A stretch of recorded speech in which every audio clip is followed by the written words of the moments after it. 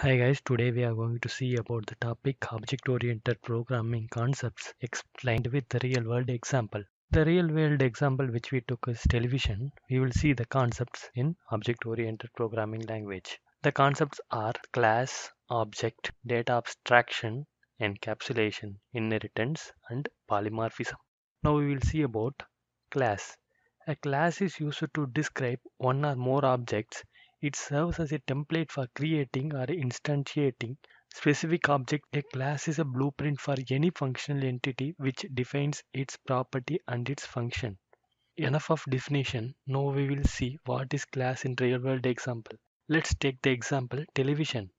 The television is a class because it provides a template how the television should look like and what the properties and function it must have. Here the television must have the properties like screen width, screen height, screen shape and functions like on off switch to on and off the device, volume control to control the volume in the device, tuner to change the channels in the television. Now this class acts as a template for creating objects.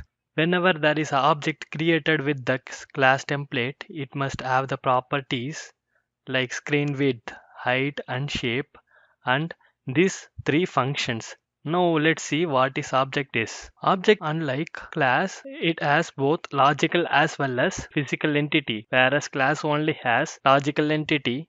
Object is a real world entity. Object is an instance of class. From the class we can create n number of objects. Now I am going to create two objects from the class, that is Silver Magic and Wooden Classic. So from this example we can able to see this class is a template which acts as a blueprint and we can create n number of objects which has solid properties and solid behaviors. This is objects in object oriented programming language.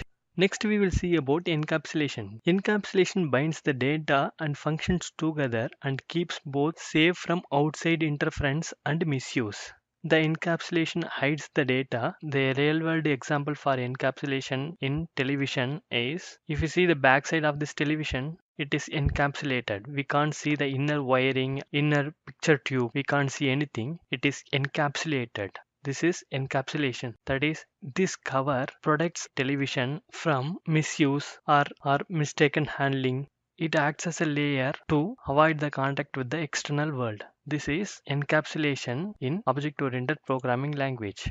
Now we will see what is abstraction. Now if you see, this channel tuner has some inner functionality. When you tune the channels, the control will be given to the inner functionality. We are hiding the inner functionality and we are exposing only which is required to the user. That is the controls. We are not providing any internal information. All the internal information are abstracted and only the essential thing, that is the tuner, only given to the user. We can able to control the tuner without knowing the internal functionality. This is abstraction.